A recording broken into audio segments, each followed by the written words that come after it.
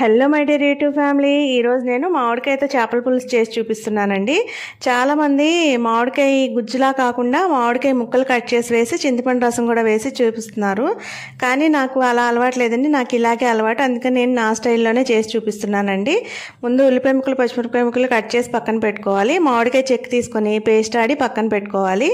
చేపలు కూడా శుభ్రంగా నీట్గా కడిగి పక్కన పెట్టుకోవాలండి. ఉల్లిపాయ ముక్కలు పచ్చిమిరపకాయ ముక్కలు వేగిన తర్వాత దానిలో అల్లం వెల్లిపాయ పేస్ట్ వేసి కొద్దిసేపు వేయించుకోవాలి. మా చిన్నప్పుడు మా నాన్న ఎక్కడైనా చెరువులో పడితే తెచ్చుకునేవారండి చేపలు. కేజీకి 3 చేపలు వచ్చాయి. అయ్యే అప్పుడు అసలు చాలా ఇదిగా తెచ్చుకొని తినేవాళ్ళు. మా నాన్నమ్మ అయితే మొత్తం అంతా కలిపేసి పెట్టేదండి. చేపలు కడిగిన చేపల్లో ఉల్లిపాయ పచ్చిమిరపకాయ తొక్కి దానిలోనే చింతపండు రసం ఉప్పు కారం అన్నీ వేసేసి పొయ్యి మీద ఏకంగా పెట్టేసేదండి. మా అత్తగారు వాళ్ళు అయితే ఇలా వండుకుంటారండి. ఇంకా నాకు అందుకని ఇలాగే అలవాటు అయిపోయింది. అల్లం వెల్లిపాయ పేస్ట్ మగ్గిన తర్వాత దానిలో ఉప్పు కారం పసుపు వేసి దానిలోనే మామిడికాయ పేస్ట్ కూడా వేసి కొద్దిసేపు వేగించిన తర్వాత చేప ముక్కలు వేయాలండి.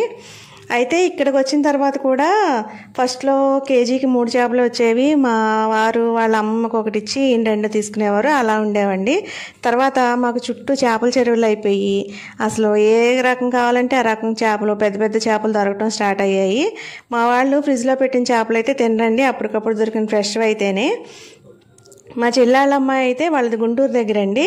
ఇక్కడ మా సైడ్ దొరికిన చేపలు అయితేనే తింటుందండి, అక్కడ వాళ్ళకి దొరికే చేపలు అయితే అసలు తిందు. అది ఎప్పుడన్నా దానికి కావాలంటే ఇక్కడి నుంచి తీసుకెళ్తేనే చేపల కూర తింటుందండి, లేదంటే కనుక తిందు. ఒక్కొక్కరికి ఒక్కొక్క టేస్ట్ అండి. నేను చేపల కూర తినండి, కానీ అందరికీ అయితే అన్ని రకాలు అయితే చేసి పెడుతూ ఉంటాను. ఈ చేప ముక్కలు వేసుకున్న తర్వాత కొద్దిసేపు కలుపుకొని మగ్గించుకోవాలండి. తర్వాత దానిలో అయితే వాటర్ వేసుకోవాలి.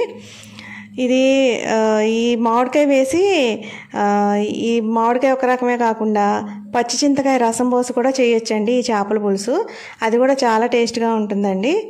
అంటే టేస్ట్గా ఉంటుందంటే నువ్వు తింటావా అని అంటారేమో, నేను తినకపోయినా సరే వీళ్ళు చెప్తూ ఉంటారు కదండి. ఇది కూడా చాలా రుచిగా ఉందని చెప్పి అందరూ చాలా ఇష్టంగా తిన్నారండి మా వాళ్ళందరూ. అయితే ఇలా మామిడికాయ వేసింది అయితే గ్యాస్ ఉండదండి. చింతపండు రసంది అయితే కొంతమందికి చేపల కూర పడదండి, గ్యాస్ వచ్చిందని అంటారు. కానీ ఇలా వండింది అయితే గ్యాస్ రాకుండా ఫ్రీగా ఉందని అంటారు మా వాళ్ళు అయితే. అందుకని చెప్పి నాకు తెలుసండి. నేను ఒక పీతల కూర ఒక్కటే వండలేదండి, అదొక్కటే రాదు నాకు. మిగతావన్నీ అయితే అన్నీ చూసి నేర్చుకుని వండాను. ఒక పీతలు మాత్రం అయితే ఎప్పుడూ వండలేదు. డైరెక్ట్గా పీతలు కూర చూడటమే తప్ప విడిగా పీతలను కూడా దగ్గర నుంచి అయితే ఎప్పుడూ చూడలేదండి. ఇది కొంచెం ఉడికిన తర్వాత దీనిలో కొత్తిమీర కరివేపాకు మసాలా పొడి వేసుకొని ఇదైతే ఎగరబెట్టుకోవచ్చండి. ఇందులో జీలకర్ర పొడి వేసుకున్నా కూడా చాలా బాగుంటుందండి చేపల కూర.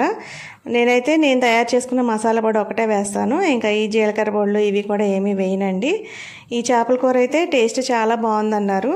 మీకు ఈ వీడియో నచ్చితే ఒక లైక్ చేసి షేర్ చేసి సబ్స్క్రైబ్ చేసుకోండి. వీడియో చివరి వరకు చూసినందుకు మీ అందరికీ చాలా ధన్యవాదాలండి. మీ వీడియో నచ్చితే లైక్ చేసి షేర్ చేసి సబ్స్క్రైబ్ చేసుకోండి.